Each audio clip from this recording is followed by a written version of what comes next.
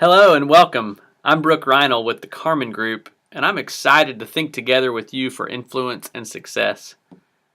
We're still talking about the third level of influence, which is mentoring influence. Part of that level is about connection with people.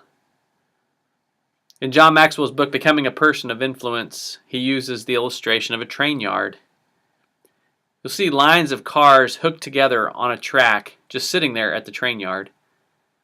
Now, these cars that are hooked together have a great deal of potential because they're loaded with valuable cargo, and they're ready, and they have a destination, and they have a route to get there, but they need to connect to a locomotive engine in order to make the journey and do something of value. So what the locomotive does is it switches tracks to get on the same track as the cargo. It'll then come toward the cargo and make a solid connection. And once that connection has been made, they move forward together. A similar thing must happen if you and I are going to take people on a journey with us. We have to find out where they are. We have to move toward them. We have to get on the same track as them. We have to make a connection. Once we make that connection, we'll be able to go to new heights in our relationship and in their development.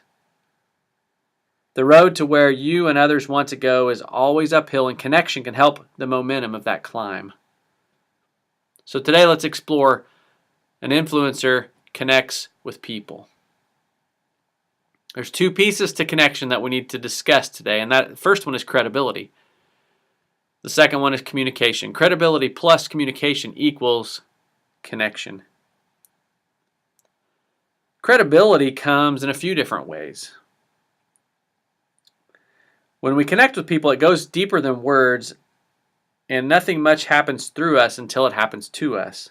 So whatever we've cultivated, whatever's inside of us, whether it's positive or negative, will eventually come out when we communicate with other people.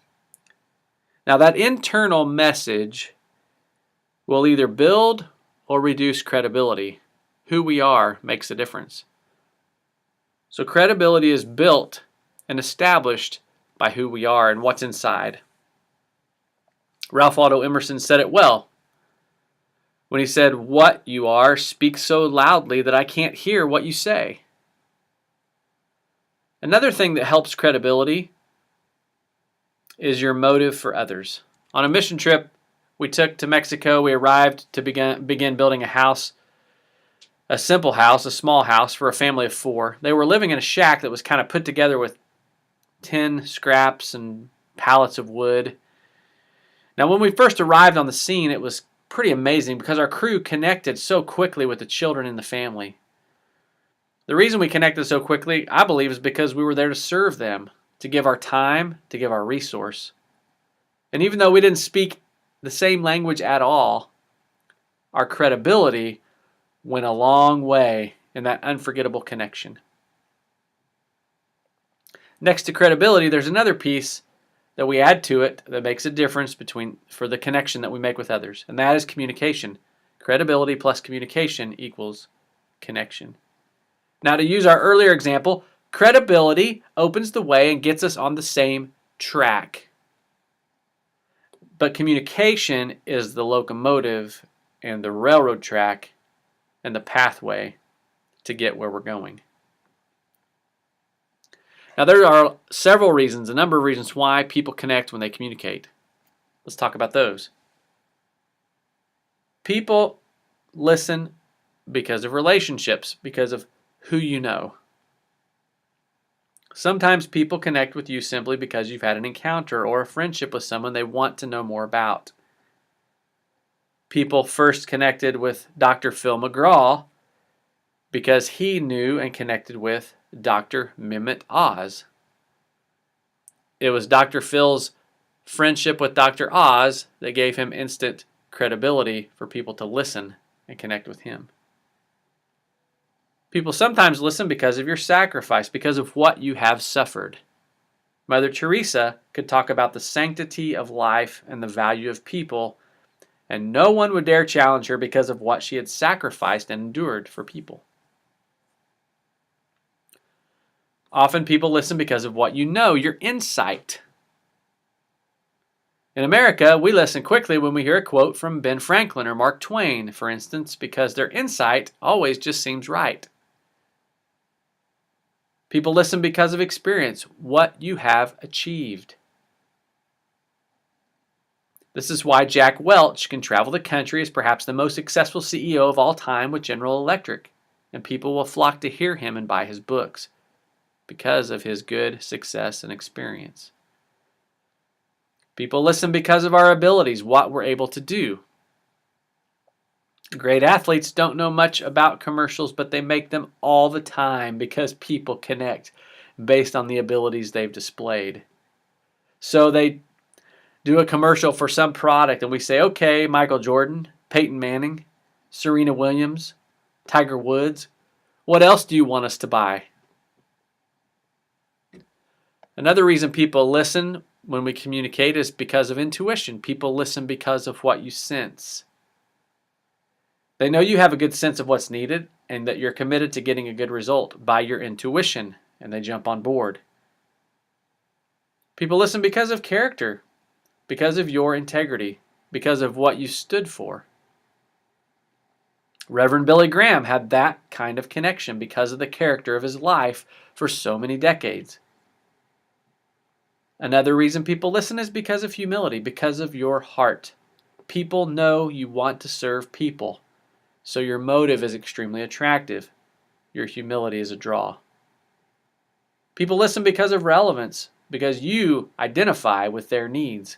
Dr. Martin Luther King Jr. identified with a common struggle, a common need, a common injustice that most everyone recognized needed to be changed. So people connected with him through his relevance. Finally, people listen because of convictions and because of your passion. That's why people listened to Winston Churchill during World War II in England, as he constantly gave hope in the darkest hour of that country's history. He had such passion and such conviction that they were right and that they would succeed and be victorious in battle. You can connect with people and lead them only if you value them. So I want you to evaluate, based on that previous list, why people listen to you. Why do people specifically listen to you? Take the top 2 from that list that we just went over and try to identify the top 2 reasons why people listen to you. Is it because of the relationships you have and people that you know? Is it because of your sacrifice, your insight, your experience? Is it because of your abilities or your intuition or your character? Is it because of your humility or your relevance or your convictions? It's really important to know how you connect so you can use those things to strengthen connections. It is the leader's job to connect with people and not wait for them to connect with you. And the tougher the challenge you face, the greater the connection and the greater the need to connect well. So let's boil this down. How do we connect with people and summarize it? First thing is you need to go to their world. This is all about understanding people. Connecting with people means finding their agenda first. Once you've done that, you want to communicate from the heart. Thomas S. Monson says, often we live side by side, but do not communicate heart to heart. We have to communicate from the heart. And third, we have to find the key to their life. Every person has a key to their life. When you find it, ask permission to turn the key, and then do so with integrity. Once you've gone to people's world, communicated from the heart, and found that key, the connection will be solid, and you'll be able to go forward in your mentoring relationship in a powerful way. In my community, we've seen this firsthand by our mayor, Mayor Brian Windham. We've seen a pretty drastic change over the past couple of years. It's spawned a great celebration on the streets of our city. More people in the public services and our local business owners find a renewed excitement for our town. They're giving more of their time, their energy, their resources to its betterment. There's an attitude of great trust and connection pretty much across the board. It seems to be a better time to live in our town than it has been in a long, long time. I believe it's due to the influence of our mayor because he knows how to connect. He likes the people of our community so well. He knows how to support and build good rapport between the various arenas that make up our city. He's not there for the position. He's genuine. He does the right thing. He connects with people and he connects people. And he has great credibility and he communicates well and consistently. Now, when the vast majority of people are connecting, something special happens. It builds great potential for a bright future. This kind of influence isn't always available, and we're so fortunate to have him. I want to tell one story about Mayor Brian Wyndham. In 2017, I was coming to our city fest, our street party basically. As I was coming down one of the side streets to prepare, in front of me was a man who had just wrecked his scooter. He had fallen over. The scooter had fallen on his leg. He was struggling like mad to get up from out from under his scooter. You know, those motors can burn your leg and cause a lot of problems. And as he was fighting to get up, coming the other direction was our mayor in his truck. And he stopped his truck immediately, just as I had stopped. We both got out of our vehicles, went over to this man, not known in our community in any shape or form. Probably still don't know who the man was. The mayor probably doesn't know who he was either. But the mayor proceeded to get out, to take time to help the man to get the scooter off of his leg, to set the scooter up, to make sure the man wasn't hurt, to make sure the scooter was okay, to try to help him get it started again. And after a few minutes, the man said, "It's okay, I can walk from here. I don't live far. I'll just push the scooter back." And that moment, I got to witness a mayor who understood how to connect with people. It wasn't about what the mayor wanted, what his agenda was for the day. He simply realized a person in his community was in need, and he immediately went to action, making that connection. I believe it's exactly those kinds of things that have caused our community to come alive. So I would ask you, how are you connecting?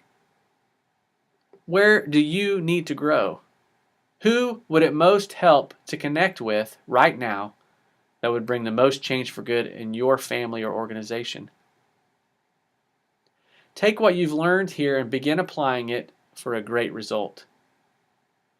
It's been fun connecting with you for influence and success. Remember, today matters, so let's make it count.